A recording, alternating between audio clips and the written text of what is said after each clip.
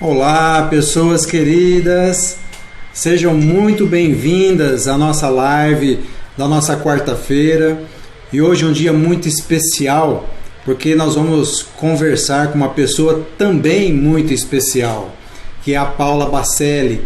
É a minha colega ativista quântica de formação da primeira turma de ativistas quânticos no curso de formação de ativistas com o Amit. Paula, seja muito bem-vinda aqui à nossa live. Você está ao vivo agora aqui conosco e é uma satisfação enorme estar aqui com você, Paulinha. Boa noite, Milton, boa noite a todos. Para mim é uma satisfação imensa poder estar nesse momento, nesse compartilhamento, que é uma coisa muito gigante. Parabéns por essa viralização. Eu acho que a gente precisa viralizar mesmo coisa boa, né? Já que a gente tem visto tanta coisa estranha e não tão adequada viralizar por aí. Então, eu estou muito feliz, fiquei até emocionado com essa fala sua. Eu acho que é um trabalho maravilhoso que você está conquistando, você está fazendo isso há muito tempo, eu te acompanho. O que você faz é muito, muito sério, de muita qualidade. Eu acho que nós estamos precisando muito disso, né? A gente já vem conversando sobre isso há muito tempo. As coisas acabam se banalizando, né? Verdade, quando Paula. elas se tornam públicas, né? É uma coisa difícil da gente controlar. Mas é muito bom saber que o nosso primeiro grupo, né? Porque nós somos lá do primeiro grupo dessa história de ativismo quântico no Brasil, ele pôde produzir tanta gente boa, sabe, quanto você. Então, para mim é uma honra poder estar aqui hoje com você, com todo o seu público, e espero contribuir da melhor forma possível. Com certeza a gente vai tirar muitas informações de você, Paula. E eu que agradeço, desde daquela época, né, que a gente se formou com outros colegas também, que a gente teve a oportunidade de conhecer o Amit, essa pessoa formidável que trouxe esse insight maravilhoso que ele teve com os conhecimentos, com os conceitos e os conhecimentos da física quântica, que permitem realmente a gente trazer aqueles aspectos que estavam sendo negligenciados até então, né? Que são os aspectos sutis, que tanta importância tem no nosso processo de adoecer e no nosso processo de cura também, né? de autoconhecimento, de busca. Então, Paula, conta para nós um pouquinho do seu dia a dia aí em Uberlândia, o que você faz, qual o trabalho que você desenvolve, conta pra gente, por favor. Bom, eu sou psicóloga clínica, né, no primeiro momento. Eu me graduei em psicologia já um pouco mais tarde e não me arrependo disso. Acho que eu pude absorver mais do conteúdo que a faculdade pôde me oferecer, mas desde sempre muito curiosa, né? Eu comecei a minha história como terapeuta Reiki, algo que eu uso até hoje em todas as práticas corporais que eu faço no consultório. Mas aí me graduei em psicologia, então sou hoje uma psicóloga clínica, atendo no consultório. Desenvolvo algum trabalho com meditação. A gente tem um curso, né, uma página aí no Facebook, Meditando Transformando. Tem um outro trabalho que foi explorando a toca do coelho. Eu dei início, depois eu dei uma parada. Esse ano eu estou pensando em recomeçar, não sei de que jeito. As constelações sistêmicas, mas nessa linha, né, dentro desse paradigma nosso, explorando muito essa questão dos arquétipos, que é uma coisa que eu gosto muito de trabalhar. E hoje tentando desenvolver uma empresa social que possa unir, né, conhecimento, o bem-estar, né, do humano unido com o bem-estar animal, que é uma outra coisa pela qual eu sou apaixonada. Então a gente está num projeto aqui especial, que é o De Quatro por Você e o Eu Você Universo, para que a gente possa fazer essa junção, né? Ao resgatar um animal da rua, ele também vai resgatar um ser humano de alguma forma, que seja trabalhando junto a ele, que seja dentro de uma pet terapia. E o trabalho que eu acho assim fantástico, que é esse do ativismo quântico, que é a minha base, tem sido a minha base em todos esses outros que eu venho fazendo, né? Eu tenho esse acompanhamento com a Amit muito antes dele desenvolver isso no Brasil, né? Então, assim, eu sou muito apaixonada por tudo isso, eu sou muito apaixonada por esse paradigma. Eu me lembro muito quando eu li o primeiro livro dele, me foi dado por uma amiga antiga. Ela foi a um congresso, comprou o Universo Autoconsciente, não conseguiu ler, não conseguiu entender, chegou aqui e disse: olha, esse livro aqui eu não quero ele mais não, viu? Isso aqui é para você, eu acho que tem a ver com essas maluquices suas aí. E aí eu peguei, abri o livro, mas ele também me rendeu, assim, um susto muito grande, porque ao mesmo tempo que eu olhava para aquilo tudo e falava: nossa, é assim que eu preciso pensar os fenômenos psíquicos que eu acompanho no consultório. Eu já era muito avessa a teorias psicológicas, eu acho que psicologia é uma experimentação, mas eu ainda não sabia direito o que fazer com tudo isso, né? E eu achei aquilo ali foi meu grande achado, né? A minha preciosidade. Mas tive uma dificuldade muito grande, né, para entender aquilo tudo, então eu fui estudar muito afim por isso, até chegar aonde a gente está hoje, né? Então, eu sou muito grata a ele pelo insight poderoso que ele teve, pela generosidade da pessoa dele, que é uma coisa assim, extraordinária, né? E acredito que hoje o que eu faço é introduzir em toda a minha prática, qualquer prática, inclusive principalmente a prática de vida, esse conceito, né? Esse novo paradigma de que a consciência cria a matéria. Quando a consciência cria a matéria, eu preciso apreender a capacidade que eu tenho de criar, de interferir e de destruir. Exatamente. Essa ideia que a gente tem, até nós conversamos, eu conversei isso na live passada com a Adriana e quero reforçar aqui com você, porque essa ideia do ativismo, o que mais me encantou nessa ideia é realmente essa tentativa de mudança de paradigma. É aquela mudança de que não é uma questão, porque todos os ativismos até então era uma atitude de nós contra alguém, de nós contra todos, né? E a proposta do ativismo tirava um pouco disso, tirava essa questão do nós contra alguém. Nós queremos integrar as pessoas pelos próprios conceitos de interconexão que a física quântica nos traz, daquilo que nós somos formados, de tudo, de tentar trazer isso para o nosso dia a dia, né? De adquirir essa coerência. A física quântica não é exclusivista, né? Essa física quântica dentro desse novo paradigma, porque é importante que a gente frise isso. Às vezes as pessoas saem perguntando: mas toda física quântica é assim? Não, tem outros olhares com relação à física quântica, né? O que o Amit teve foi um insight de dizer que a causação de tudo, né? O que era a causa de tudo não era uma coisa da matéria para outro fenômeno sutil, era o contrário. Um fenômeno sutil chamado consciência, né? Ele criava essa ilusão que a gente experimenta enquanto matéria. E isso é inclusivista, não é exclusivista, então não faz sentido competir. Exatamente, e isso encantou e fez eu estudar cada vez mais todo esse conteúdo, me aprofundar nesses conceitos e de entender um pouquinho disso tudo, para tentar colocar isso na prática, de tentar, no meu caso, fazer uma medicina diferente, em que eu consiga valorizar esses aspectos e propor isso. E aí eu tive que ir atrás.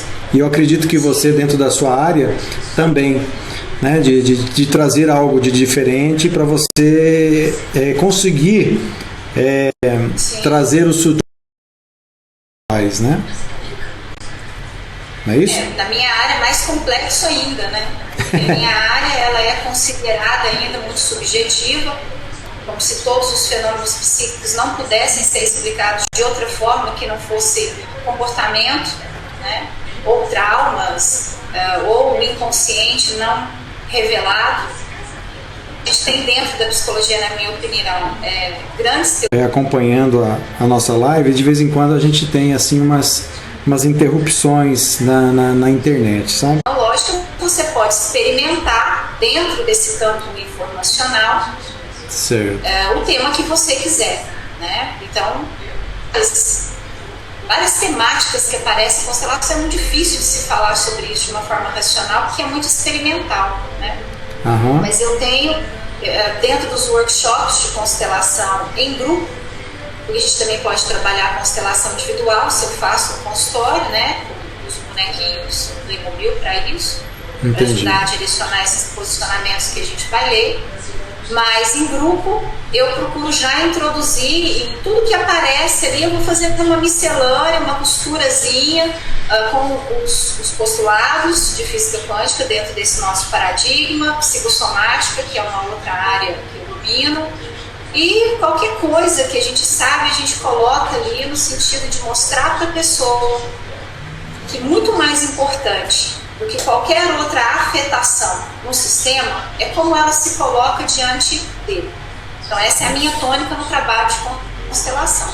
Eu quero que a pessoa entenda que existe uma singularidade que é ela, e essa singularidade ela interpreta tudo à volta dela. Então, independente da questão de ancestralidade, de traumas, de exclusões, né, que são coisas que aparecem muito na temática da constelação, o mais importante a ser verificado, né, é como ela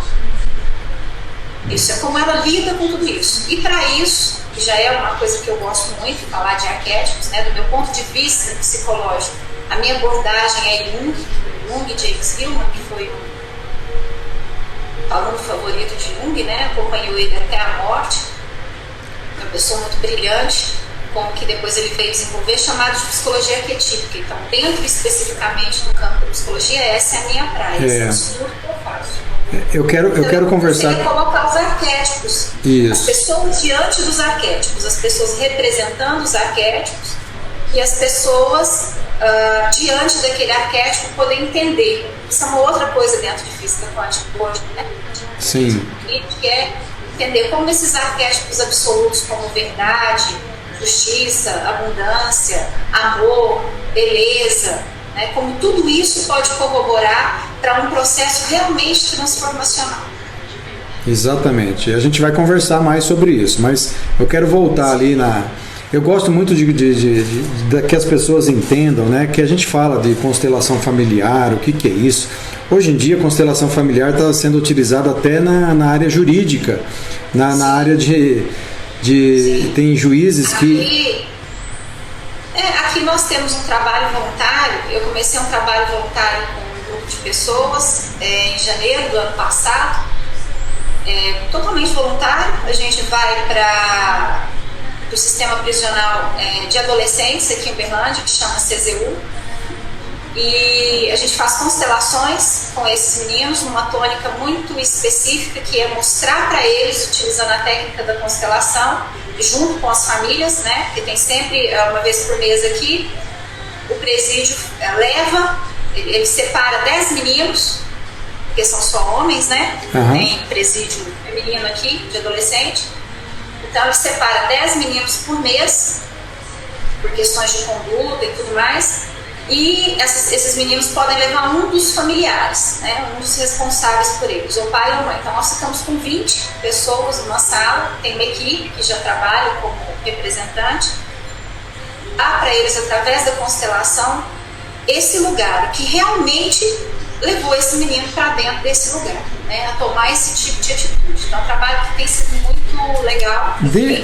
Dá pra gente um exemplo prático, né, do que mais as pessoas procuram esse tipo de trabalho, que tipo de problemas que ela tem, que levam, e que a própria constelação, porque eu acho que o exemplo maior de ação dos campos, né, informacionais, e principalmente ligado dentro do núcleo familiar, em que esse sutil está presente.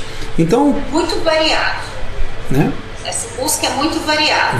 Né? A gente tem desde de doenças específicas, por exemplo, no último grupo que eu fiz esse ano, em outubro, a gente teve esclerose múltipla, uma pessoa jovem, a gente teve mais alguma outra doença, mas assim, doenças, questões de relacionamento. Eu fiz uma constelação com um casal, a gente pode fazer constelação também com um casal, voltar para o relacionamento do casal. Empresas, né? Empresas, geralmente a gente vai até a empresa, né? Mas é mais difícil a empresa vir para um grupo, né? Porque a gente entende que eles têm questões ali que eles não vão abrir em termos de grupo, apesar de que nos grupos a gente faz contrato de sigilo. né? Entendi. É uma coisa importante se fazer, eu acredito, para respeitar a história de cada um.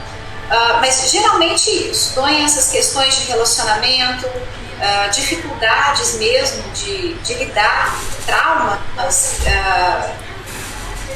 tem aparecido muito também, doenças autoimunes têm aparecido muito. E será que hoje em dia a gente está vivendo um momento de dificuldade nos relacionamentos? Total, né?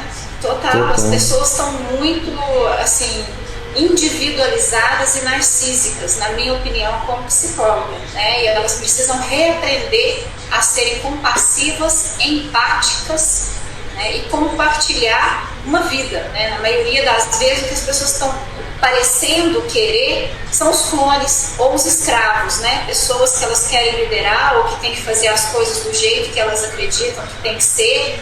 Então, é uma intolerância muito grande com o diferente. Na verdade, quando você se relaciona, você só se relaciona com o diferente. Né? Exatamente. E o tanto que isso pode ser aproveitado para o crescimento, as pessoas se entenderem, né? Que às vezes as pessoas se perdem nesses relacionamentos, e principalmente entre casais, família, aí da questão de divórcio, de aspectos legais, e a gente vê tantas coisas podendo ser resolvidas se tiver um tempinho para ouvir, aceitar o que o outro tem a dizer, né? E a constelação ajuda muito nisso. Ajuda, não ajuda? Ajuda. A constelação ajuda muito nisso, né? Recentemente a gente recebeu um convite, vamos ver como é que vai ficar agora. Uma comarca, né, uma juíza de uma comarca, de uma cidadezinha aqui perto, mais perto até de Beraba do que de Berlândia. Ela está muito interessada em levar a constelação como mediadora, né, que é o que mais está sendo utilizado a partir dos trabalhos desse juiz que fez essa inclusão da constelação no campo jurídico, que é o Samis Torte. Eu conheço ele pessoalmente, ele já veio aqui. Valoroso a coragem dele de ter feito isso, porque às vezes você resolve uma coisa que se estenderia por sei lá quantos anos, entendeu? Numa justiça. E como eles também não estão com muito tempo são muitos papéis, né? E tem papéis ali que já até descreveram por falta de se ter uma mediação correta. Exato. E a constelação faz muito isso, porque o fenômeno faz com que a gente sinta para além do racional. Essa é a grande sacada da constelação. Claro, constelação, como qualquer outra coisa que se torna popular, a gente tem consteladores e consteladores, né? Então também é uma outra coisa que a gente precisa ter um certo cuidado, na minha opinião. Isso, a formação. Está banalizado, em né? tudo, exato. Está banalizada a formação, está banalizado. As pessoas fazem uma formação e acham que elas já podem sair constelando em grupo, e é uma coisa complexíssima. Demais. Porque do nosso ponto de vista, do nosso ponto de vista quântica, os consteladores como observadores, né, do processo do outro, quer dizer, eles estão co-criando junto com o outro. Imagina se essa pessoa não tem essa condição para fazer esse trabalho. Né? Exatamente. Tá chegando algumas perguntas aqui pertinentes a isso. O Jean Duarte tá perguntando aqui: doutora Paula, eu tenho um filho muito elétrico, né? E já me disseram que ele é hiperativo. Qual o comportamento de uma criança hiperativa? E como lidar com eles? Então, Jean, você está falando com uma pessoa que não acredita em hiperatividade e déficit de atenção. Ixi. Vem de uma linha, de pensamentos, assim, que essas crianças hoje que estão sendo tidas como hiperativas ou crianças com déficit de atenção são crianças que têm um aprendizado diferenciado. Mas a gente ainda tem essa tônica materialista, né? Que a gente tem que descrever um comportamento que, se ele não estiver adequado dentro da sociedade, ele já vai ser colocado no rol de doenças, de problemas que precisam ser tratados, quando a gente deveria estar incluindo e ampliando com criatividade para que essa criança pudesse realmente ter o aprendizado que ela merece. E tem uma coisa muito séria na mídia, parece que as pessoas não estão pensando sobre isso, Há alguns anos atrás, o pai dessa história de TDAH, que a gente fala, né, transtorno de déficit de atenção e hiperatividade, ele veio a público antes de falecer, já estava com mais de 90 anos, e disse abertamente para as pessoas, pedindo desculpas, sei lá, tomou uma consciência, dizendo que essa descrição de transtorno de déficit de atenção e hiperatividade foi uma farsa médica, laboratorial, porque não se tinha a inserção das crianças dentro de remédios psiquiátricos, por exemplo.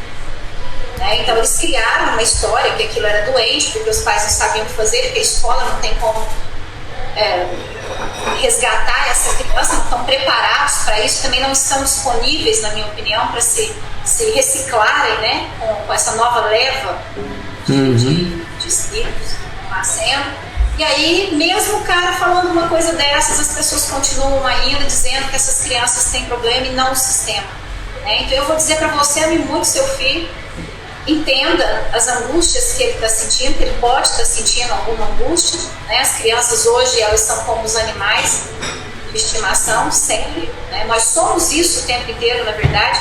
Esse entrelaçamento que a gente vive de consciências, nós representamos as sensações, os problemas uns dos outros, mais ou menos consciente dessa história. Então talvez ele, como criança e sem um recurso racional que o adulto já tem, talvez ele esteja representando alguma desordem na própria família que vale a pena olhar, mas é só isso, Não vai olhar para o teu filho como doente, porque na verdade o que ele está chamando a atenção é para uma singularidade. E eu acredito que a gente precisa rever, inclusive, todo o DSM, que é o nosso manual diagnóstico, de doenças psiquiátricas, porque muitas coisas ali são simplesmente singularidades, diferenças entre as pessoas. Exatamente. Temos mais aqui algumas questões ainda dentro da constelação, antes de a gente passar para outros tópicos. O Daniel está fazendo um comentário aqui, Daniel Sarkis Bonner. Seja bem-vindo, Daniel. Daniel, que coisa boa, você está aí, é meu médico aqui. Olha só. Você está aqui, que bom. Ele está fazendo um comentário aqui sobre a constelação, de que se consegue uma melhor resolução também de divórcios na partilha pela constelação, utilizando pela justiça já no Brasil por alguns profissionais, que a gente já comentou isso. E na mesma linha... Realmente as mediações melhoraram muito com a introdução das constelações. As pessoas pararam de brigar, elas são levadas a enxergar uma situação que muitas vezes é uma intolerância, uma competição entre um e o outro, quando na verdade elas deveriam estar olhando para a solução. A constelação tem muito isso, redirecionar o olhar para uma solução. E a Renata Marins, Renata Marins é do Rio de Janeiro. Eu quase que levei o meu workshop lá para o Rio de Janeiro, mas infelizmente eu tive... Coisa boa. Mas eu ainda vou, e o meu contato lá é a Renata, e ela está perguntando aqui que ela gostaria de saber do conceito, o que seria constelação, porque ela é da área jurídica e ela se interessou na aplicação no campo jurídico. Então ela queria entender o que é o conceito constelação. O que é isso, constelação, que a gente está falando aqui? Porque às vezes as pessoas... Constelação é uma palavra antiga, Renata, Constelação ela é usada por vários filósofos. Você vê constelação já a partir de Platão, Aristóteles, Assim, é uma palavra que é usada para dizer o seguinte: nós podemos colocar ordem de uma esfera que tenha vários conteúdos diferentes, Por exemplo, uma constelação de estrelas, a gente sabe que tem uma ordem ali, que cada estrela, cada planeta, cada asteroide, cada coisa, cada astro ali, nessa constelação, ele está compondo uma ordem, ele está compondo um universo, E aí a gente emprestou essa palavra constelação para o nosso mundo interno, para o nosso sistema, Então constelar é muito isso, é reconhecer cada membro desse sistema maior. Por exemplo, no caso da família, dependendo do que você vai trabalhar no jurídico, você vai trabalhar pai, mãe, filhos, e às vezes você vai ter que estender para os ancestrais, tanto faz da parte do marido ou da parte da esposa. E aí você vai identificando, como num tabuleiro de xadrez, essa analogia minha, como um tabuleiro de xadrez, quem é o cavalo, quem é a torre, quem é o peão. Porque do mesmo jeito que num tabuleiro de xadrez, cada peça funciona de um jeito e ela tem uma peculiaridade, cada membro que compõe esse sistema também tem. Então, quando a gente vai colocando ordem nesse sistema vai se colocando numa harmonia que é capaz, e isso é muito nítido de ver em constelação quando você acerta essa ordem, né? De colocar essa paz, sabe? De colocar as coisas literalmente em ordem. Eu não tenho como definir constelação se não for assim. É colocar as coisas em ordem. Você reconhece aquele sistema, reconhece cada membro daquele sistema, você vai identificar cada sistema tem uma dinâmica, cada membro daquele sistema tem uma dinâmica, você vai destrinchando aquilo, e é muito gostoso de fazer, porque é uma coisa muito que não tem como você copiar, né? É uma coisa criativa o tempo inteiro, você se depara com uma novidade o tempo inteiro, que cada pessoa leva a sua história, né? Tanto faz no jurídico, quanto da forma clínica como a gente trabalha, ou da forma organizacional, como eu trabalho também. Mas seria isso, o jurídico tem se beneficiado muito, entra em contato com o juiz, Sami Stort, eu acho.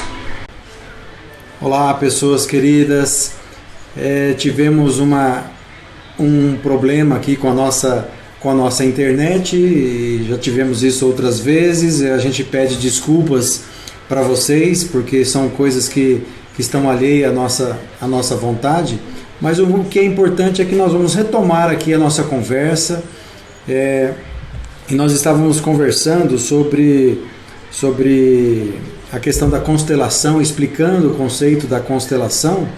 Então eu vou chamar a Paula novamente para que a gente possa dar continuidade aqui à nossa conversa, né, Paula? Sim. Bem-vinda de novo, Paulinha, agora em definitivo.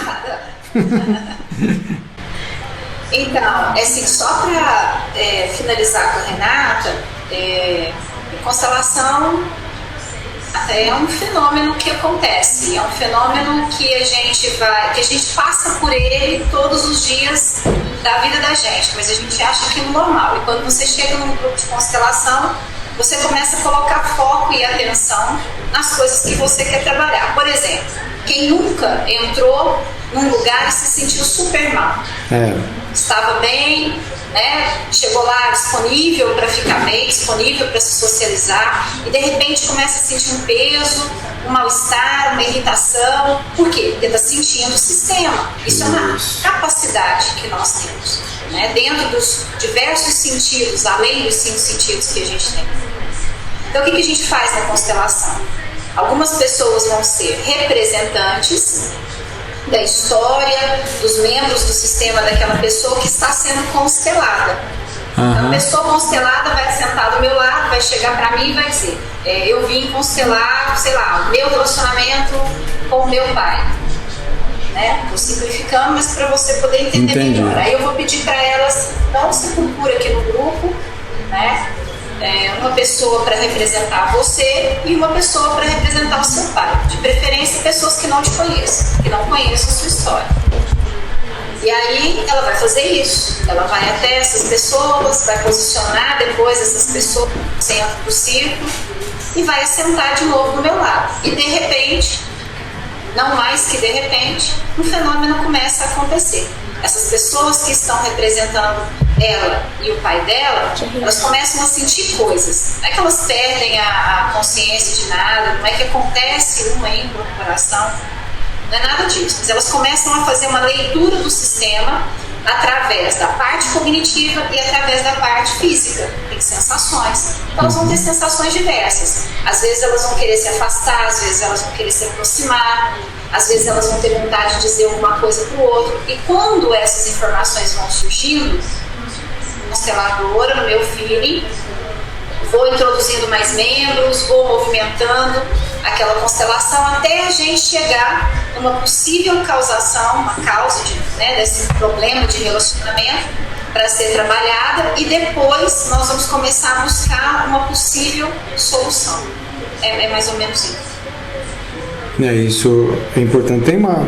Tem outras questões aqui que eu vou buscar uma pergunta que era muito interessante, que eu vou tentar pegar aqui novamente na outra live que nós estávamos. Deixa eu ver aqui, que lá já tinha mais de 30 comentários.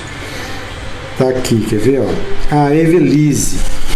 A Evelise é uma amiga que participou de um nosso workshop em São Paulo, que a Cláudia Ricken organizou. Olá, queridos. Sou mãe de um dislexo. Né?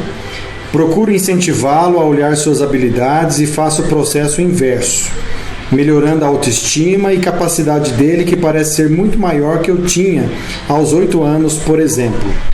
Quais recomendações de cuidados e exercícios vocês me recomendam? Né? E gratidão a nós aí que ela está falando. Você poderia ajudar em algum aspecto, assim, de alguma recomendação, Paulinho? Olha, obrigada pela pergunta, Feliz, mas eu não tenho muita habilidade com dislexia e nem muita habilidade com a criança, mas eu também acredito que a gente percebe isso, né, com qualquer problema, entre aspas, né, que a criança tenha, que quanto mais você incentiva ela a se superar, não no sentido da pressão e da depreciação daquilo que ela está mostrando para você, mas no sentido de acolher, no sentido de dizer para ela que você está ali com ela, correndo atrás de uma possível solução, e que essas possíveis soluções não sejam agressivas, eu tenho certeza que vai dar certo. Mas em termos de técnica, né, eu não tenho muita habilidade com criança, é uma idade que eu não atendo em consultório, então eu te peço desculpa por não poder te ajudar mais do que isso. Tá ótimo. Bom, vamos adiante. Eu queria que a gente conversasse um pouquinho agora. Você tocou várias vezes no assunto e eu sei que você gosta disso. Que são esses arquétipos junguianos? Que é isso, Paulinha? Da onde nasceu isso? É uma coisa muito complexa. Isso aí é algo que a gente pega com as mãos? Não. A gente não pega com as mãos, mas a gente acessa. E a gente representa no nosso campo, né? Você pegar, por exemplo, a origem da palavra, você vai ver que no grego, arché ou arqué, por exemplo, significa origem. Então a gente tem entendido isso em física quântica, né? Por Nietzsche, ele faz uma classificação, né? Você se lembra dela. Existe um mundo sublime, existe um mundo supramental, existe um mundo mental, existe um mundo vital, existe um mundo físico. Isso. Né? Esses arquétipos, eles já são do mundo supramental. Né? O que significa isso? Lá no mundo sublime, todas as possibilidades, sem nenhuma forma, mas todas as possibilidades possíveis, né? De serem manifestadas em forma. Infinitas possibilidades. Infinitas possibilidades, mas acreditamos ainda sem forma. Né? Correto. E aí quando essas possibilidades se materializam, se manifestam, todas, uma primeira forma, uma forma original, nós estamos chamando elas de arquétipos. E isso fica, entre aspas, né, concentrado e manifestado no que a gente chama de mundo supramental. Então o nosso mundo mental, que é o que já está sendo construído e manifestado a partir dessas outras formas primordiais, que são esses arquétipos, eu vou falar alguns deles daqui a pouco, vocês vão ficar entendendo um pouco melhor. Nesse campo mental, a gente já cria distorções desses arquétipos. Por exemplo, lá no mundo supramental, o mundo sublime criou para o supramental uma verdade, que a gente chama de verdade, um arquétipo atemporal. Todos os arquétipos são atemporais, né? Sim. Originais e atemporais. Então, ele criou uma verdade, mas aquela verdade no mundo supramental, ela não tem distorção. Ela é a representação fiel do que a gente está chamando de verdade, que veio desse mundo sublime, desse mundo sem forma, das infinitas possibilidades, para a nossa consciência acessar e manifestar. Aí, como vem essa manifestação do corpo mental, né? No corpo mental eu já tenho distorções. E aí essas distorções da verdade, que é o que a gente tem visto muito por aí, por exemplo. É como que se a verdade passasse por um prisma e cada um pegasse um pedacinho dela. Sim, uma boa. E aí a gente fica com tudo isso fragmentado e a gente fica brigando por causa disso e a gente não se disponibiliza muitas vezes para perceber que talvez aquilo que a gente está vivendo como uma verdade não seja tão verdade assim, não seja tão adequado para aquele momento da gente, né? O Amit mesmo, ele tem uma fala que eu acho muito fantástica e eu vejo isso acontecer no consultório. Eu incentivo muito meus clientes a esse tipo de experiência através da meditação. Por quê? Porque quanto mais eu acesso, quanto menos campo mental distorcido e bagunçado eu tenho condição de acessar um pouco mais esse campo supramental, né? E melhorar as minhas representações desses arquétipos. A gente entende, né, que a gente não faz ainda representações diretas do campo supramental. Se a gente fizesse esse tipo de representação, acessasse o campo supramental e já pudesse representar isso na nossa experiência, nós já estaríamos vivendo num mundo feliz. A gente não teria esse tipo de distorção. Mas o que a gente pode fazer, e acontece sim no processo meditativo, e ninguém melhor do que você sabe disso, você também dá curso de meditação. Isso. A gente diminui o nosso campo mental bagunçado, então a gente forma uns buracos, uns gaps, e a gente pode, por esses gaps, vazar, né? Penso assim, um pouco melhor para esse mundo supramental, ter uma experiência mais saudável, por exemplo, da verdade, e aí meu próprio campo mental, que é da onde eu vou fazer essas representações, ele já tem uma nova interpretação, uma interpretação mais positiva, uma interpretação mais saudável, mais adequada, e eu vou poder viver essa verdade no meu campo vital, no meu campo físico, no meu comportamento social, né, melhor, entendeu? Sem tanta distorção como a gente vê hoje, por exemplo. Isso então, esses arquétipos são muito isso, essas manifestações dessas imagens primordiais. E o Jung foi a pessoa que mais trabalhou, né, com isso nessa história da psicologia e da história mundial. Então, assim, os louros são todos dele e dos que vieram depois dele, acompanhando e desenvolvendo esse trabalho cada vez mais. E quando a gente fala assim que tem pessoas que não entendem quando a gente fala o que a física quântica tem a ver com isso, né? Ela tem tudo a ver, porque é a física quântica desse nosso paradigma que é capaz de provar a existência dos arquétipos. Isso. Porque até então, quando você pega uma teoria sobre arquétipos, mesma teoria do Jung, né, e não acopla ela à física quântica, ela pode parecer subjetiva, simbólica, interpretativa, imaginativa, né? Ela perde essa característica de realidade, porque o mundo quântico é um mundo real, ele pode não ser um mundo concreto, da experiência concreta, mas ele é um mundo real. Então, aliando isso à física quântica, e nós temos alguns cientistas hoje no planeta que estão engajados nisso, sim, eles querem provar a existência dos arquétipos no nosso campo de existência, entendeu? Como uma realidade, não como uma interpretação que a gente foi fazendo ao longo dos anos. Não, eles são reais. É muito isso que eu disse. Existe um campo sublime, que pode até chamar de Deus, né? Esse campo de infinitas possibilidades, desse Criador, dessa divindade manifestativa de tudo que há. E a gente vai descendo nessas experiências que vão saindo do sutil para o material. E em um determinado momento, essa primeira experiência, que é muito mais próxima desse Deus, dessa perfeição, entre aspas, vamos dizer assim, né? É porque a gente tem pouquíssimo vocabulário, né, amigo? Isso é um problema. Então, assim, as palavras. Senão, até pode ser uma interpretação ruim, né? Então, sei lá, porque o que é perfeição? Então, eu prefiro colocar entre aspas, mas a gente tem essa aproximação maior, a gente vai descendo para o concreto, e quando a gente vai descendo para o concreto, a gente vai experimentando limitação. Isso é uma realidade, é a limitação dele, né? Então imagina a gente poder subir um pouco mais, que é nesse processo nosso evolutivo, eu entendo que é isso. A gente está subindo um pouco mais, a gente está saindo do concreto para as experiências sutis, e quando isso passa a ser uma realidade experimentada, disponível, buscada, né, repetida, nós temos condição de realmente experiências muito mais fantásticas e muito mais curadoras e, sei lá, do que a gente está tendo hoje com essa vida muito condicionada e muito concreta.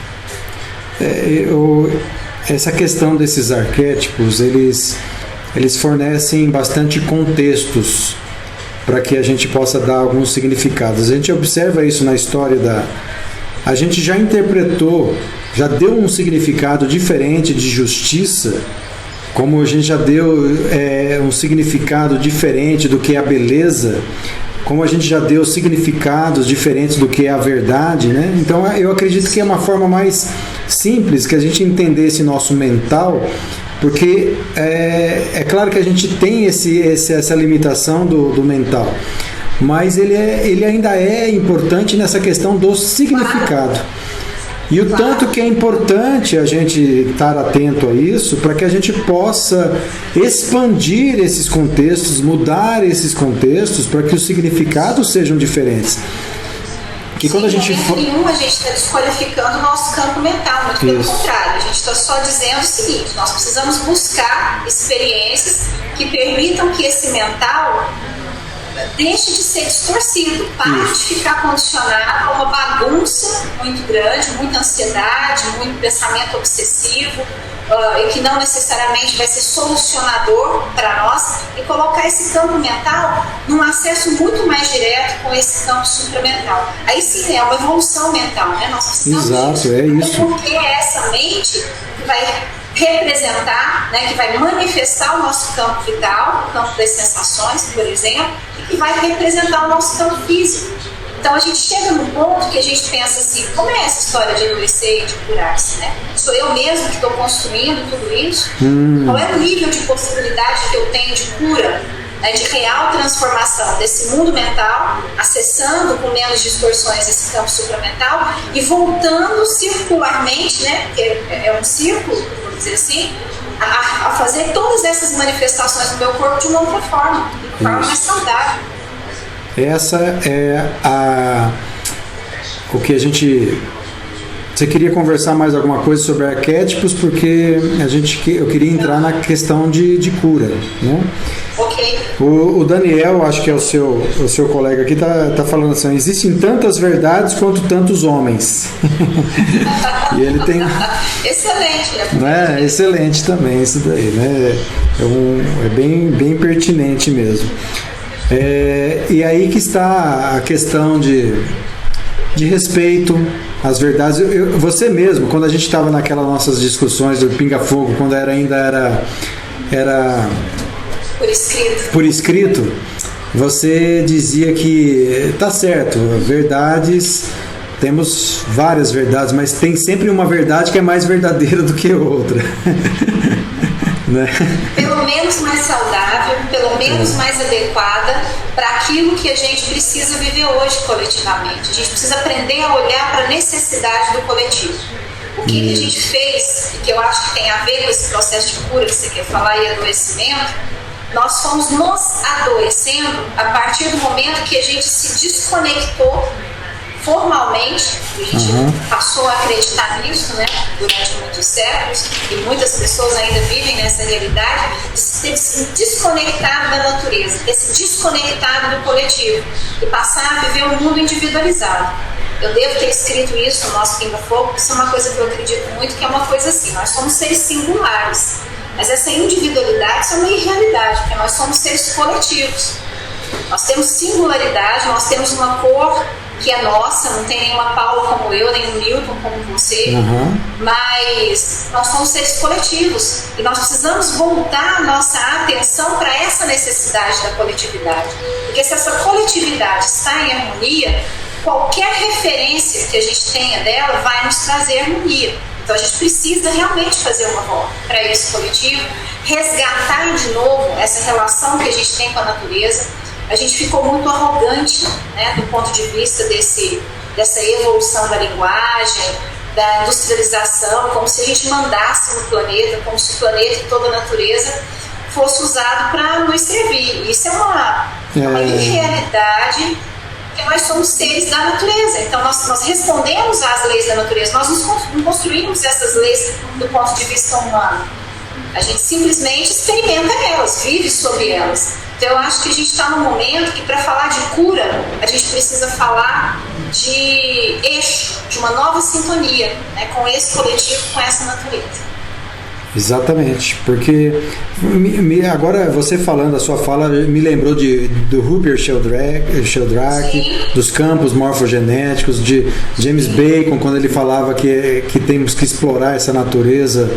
Ou seja, a gente estudando tudo isso, a gente percebe o tanto que nós somos o espírito da nossa época, né? Hoje nós vivemos uma era do conhecimento, de informações, tudo muito rápido, tudo muito acessado de uma forma rápida, e a gente tem que começar a entender isso para que a gente possa nos entender, nos fazer escolhas mais saudáveis em todos esses aspectos, no coletivo, no particular, no âmbito familiar.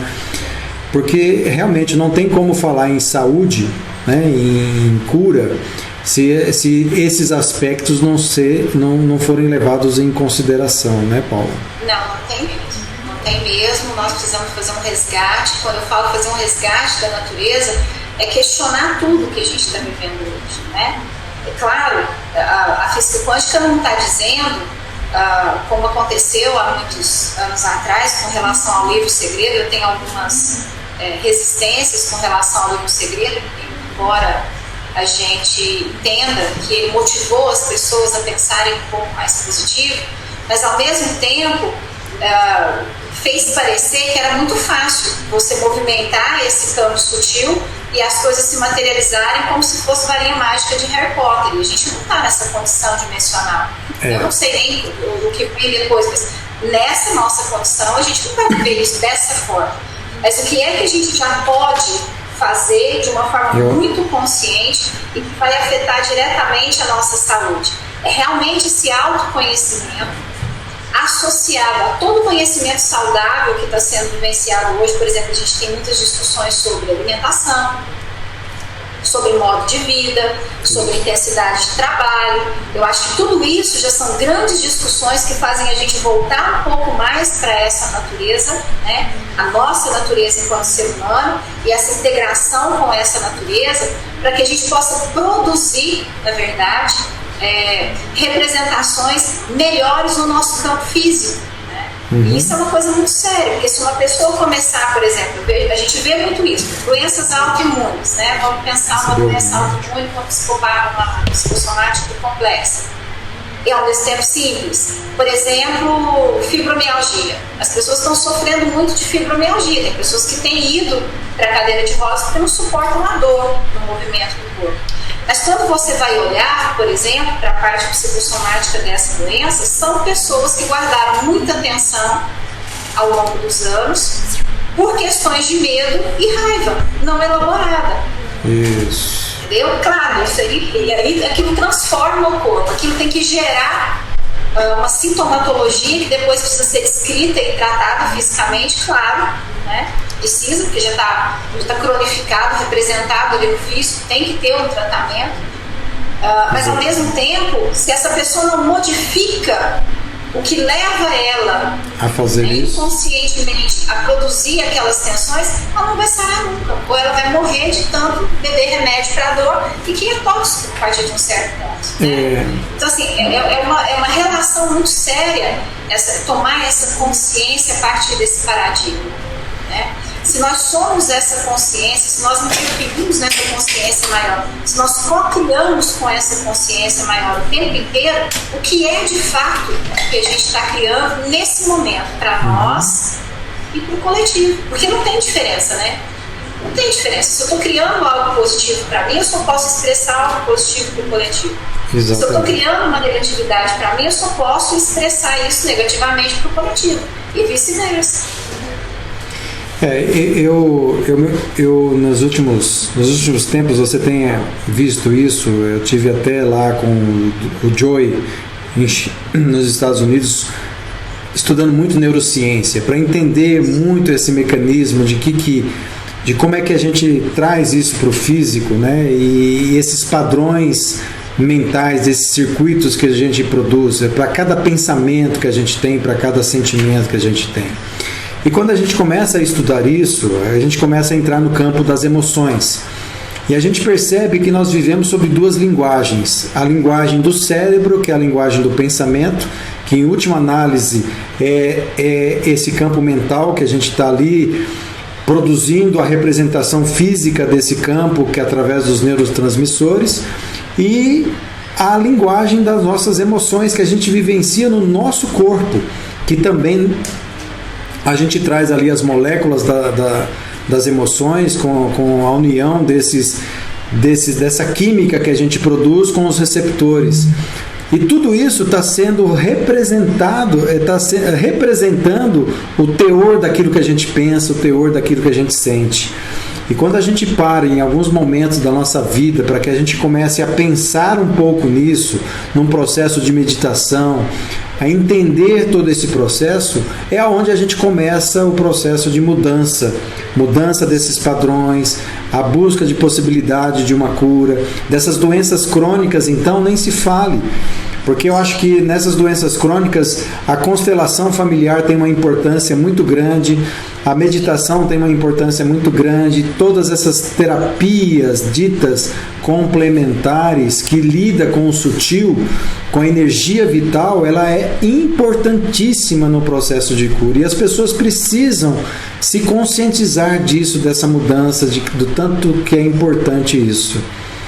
Não é isso, Paula? Vou te dar um exemplo prático. Vou te dar um exemplo prático. Por exemplo, esse trabalho voluntário que a gente faz na prisão de adolescentes, por exemplo, a gente também entra, aqui na nossa cidade nós temos uma escola estadual dentro do sistema prisional, é uma das 4 únicas no Brasil, pelo que eu sei, e aí a gente aproveita, né, eles divididos ali nas salas de aula, no momento da aula, para a gente poder introduzir meditação e física quântica. Claro, a gente vai no tempo deles, na linguagem deles, né? Mas tem sido muito transformacional e muito real. Eu estou usando eles como exemplo porque são meninos que estão muito lesados neurologicamente, fisiologicamente, que eu falo, né? Na parte neurológica, por droga, por desnutrição, por violência física mesmo, porque apanharam muito, né? E tal. Muitos ali são semi-analfabetos, voltaram para essa escola para estudar de novo, uma coisa que não fizeram antes, né? E aí nós tivemos temos vários casos, mas esse caso marcou muito, porque esse menino, isso aconteceu com duas das nossas companheiras de trabalho, não foi comigo, eu não estava presente, mas eu fiquei muito emocionada com o relato delas. Era um dos meninos que, sei lá, às vezes por precaução, se você o visse na rua, você mudaria de calçada, né? Porque tem aquele estereótipo todo, né? Do adolescente infrator. E ele um dia chegou para elas e disse, que contou, né, uma experiência que ele estava realmente aproveitando o que elas estavam ensinando lá dentro da cela, né? E que ele começou a chegar a uma conclusão muito importante para ele. Ele chegou a uma conclusão do que realmente tinha levado ele para dentro daquele lugar. E aí ele entrou em contato sozinho num processo meditativo. Uma pessoa nunca fez uma terapia na vida, provavelmente pouquíssimo estudo, praticamente nada desse tipo de conversa, né? Estudo muito novo para ele, estudo muito rápido. Ele percebeu o tamanho do ódio dele e ele agora estava interessado, entendeu que o ódio era dele. Né? Não era responsabilidade das pessoas. Então, vamos tentar imaginar o que para uma pessoa dessas, sem os recursos que a gente tem hoje, por exemplo, de poder estar discutindo isso aqui, de poder ler um livro, estudar e fazer um curso e tal, eles não têm nada disso. Mas olha o poder de se entrar em contato com o mundo sutil através da simples percepção da respiração. Olha só. Ele estava agora em busca do que tinha causado esse ódio nele, porque de tudo que ele percebeu na meditação não fazia sentido. Então, olha o poder disso, de se entrar em contato com o mundo sutil. Demais. Eu também, a gente tem um trabalho aqui também que a gente lida com bastante pessoas que estão nessa tentativa de superar o vício das drogas, são dependentes químicos, dependentes emocionais. E a gente fica tão satisfeito em quando eles entendem esse processo, né? E realmente buscam um novo significado na vida deles e vê a transformação. Mas a gente também vê ali a dificuldade que as pessoas têm dessa mudança. Elas sentem a necessidade, se conscientizam, mas parece que tem algo que maiores do que elas, que ainda impulsionam para os mesmos hábitos, para as mesmas escolhas, né? Então, o sistema emocional é um vício, né? Exato, é. Ele torna-se, de tanto usar aquele mesmo circuito neuronal, você acaba ficando viciado nele. Exatamente, é o que eu falo, nós somos viciados em nossas emoções. Sim. Literalmente viciados em nossas emoções, né? E a gente não tem nenhum apoio, assim, formal, né? Hoje a gente está com... o mundo de hoje mesmo, né, dia 21 aqui de dezembro de 2016, hoje é um mundo providencial, mas ainda falta muito isso, por exemplo, esse tipo de discussão dentro das escolas, desde a infância, para que as pessoas pudessem já treinar novos circuitos neurais. Exato. Né? E que é uma dificuldade nossa dentro de consultório, incentivar o cliente, por exemplo, a ele experimentar novos circuitos neurais. Exato. Porque não tem jeito de você, em opinião, se você me corrige se eu estiver errado, como é que eu vou destruir um circuito neural? Eu vou ter que destruir parte do meu cérebro. Então a questão não é destruir, é parar de dar força. Isso. Então, para eu parar de dar força, para ele poder diminuir aquela circularidade dele, né?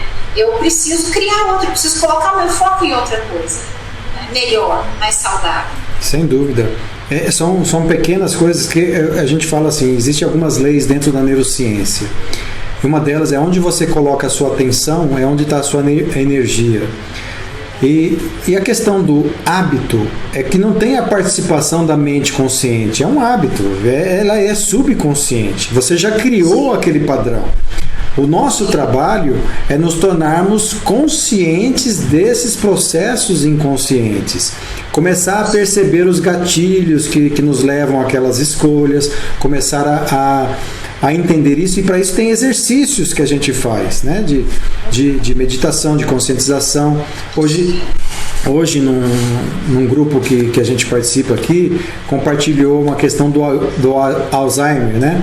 Que como a gente já pode ir treinando para não desenvolver essa doença, são pequenas coisas, de criar novas conexões, de fazer exercícios, de mudar um pouquinho a nossa rotina, né? Para evitar que a gente vá acumulando essa química ao longo dos anos. São coisas que a gente pode fazer agora, né?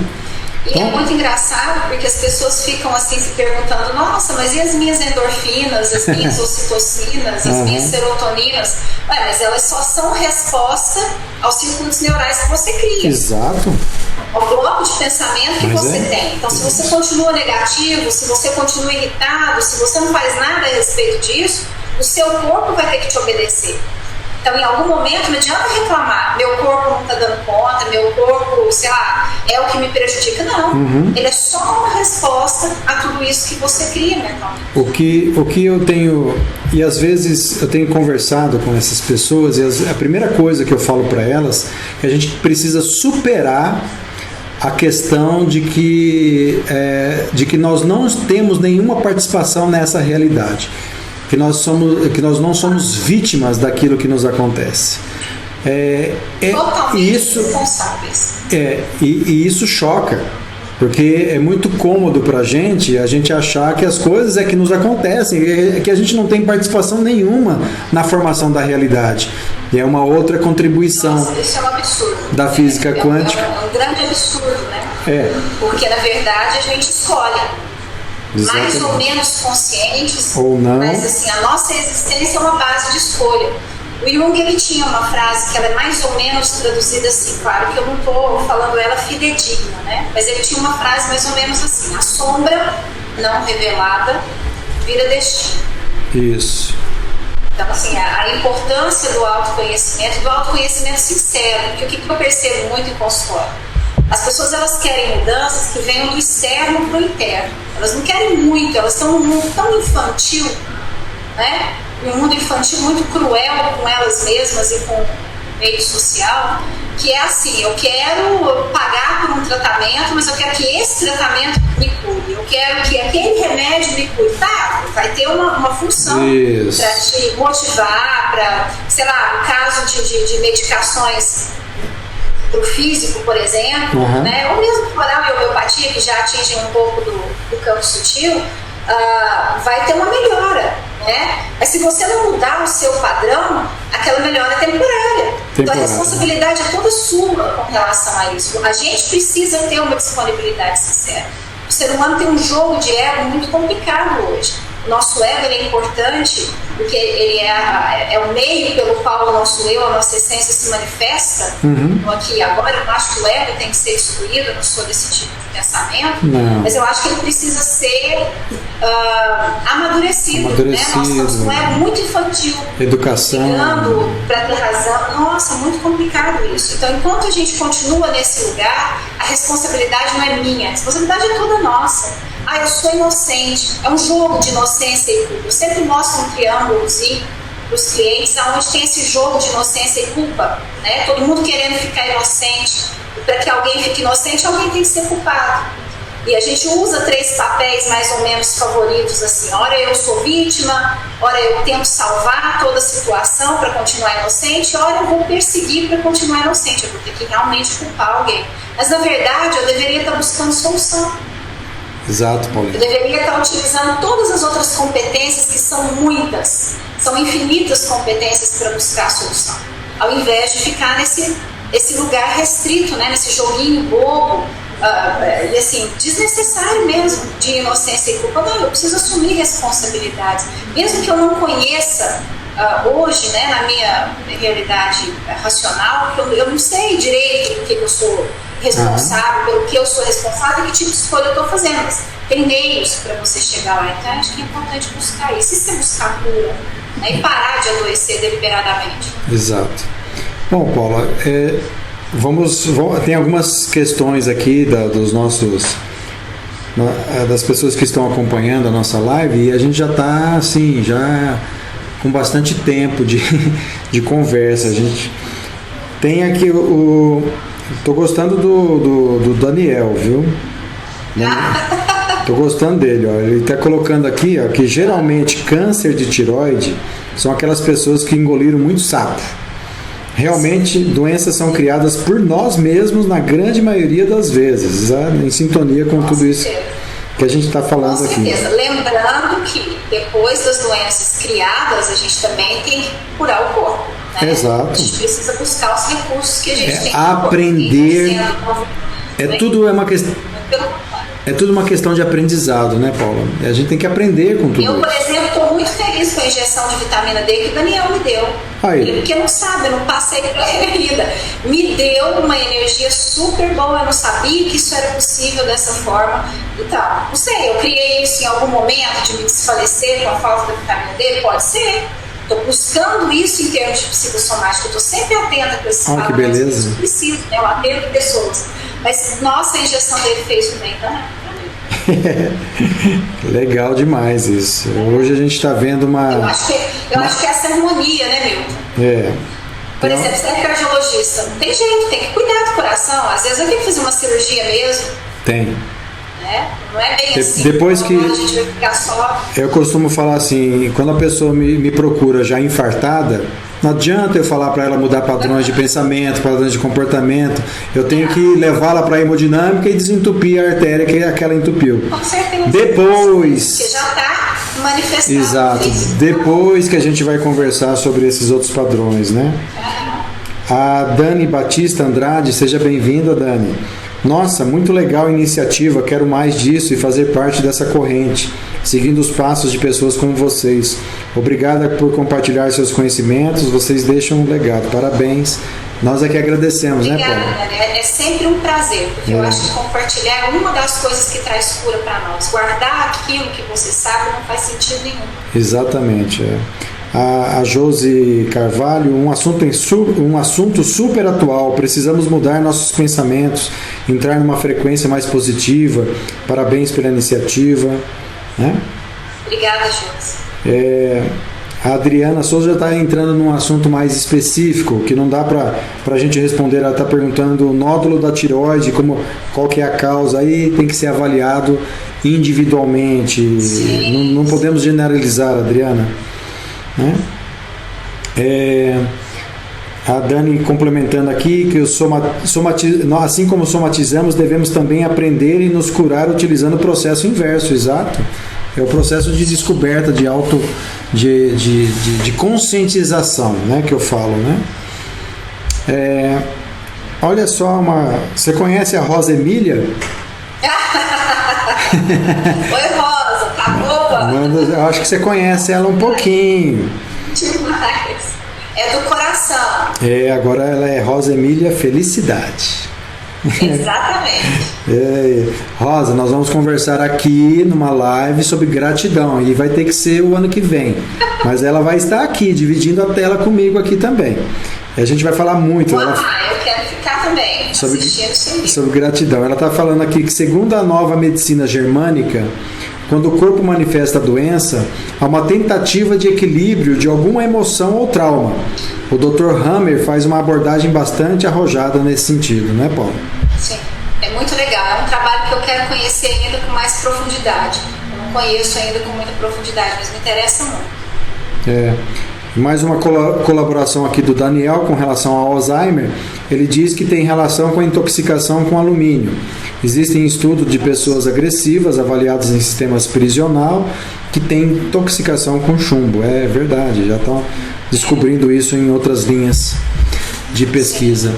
Paula, suas considerações finais, por favor, para a gente encerrar. Eu quero agradecer essa oportunidade. De novo, tudo pelo qual você lutou, né, com relação a, se expor, né? A gente sabe que não é fácil hoje se expor, mesmo que a gente esteja no século XXI.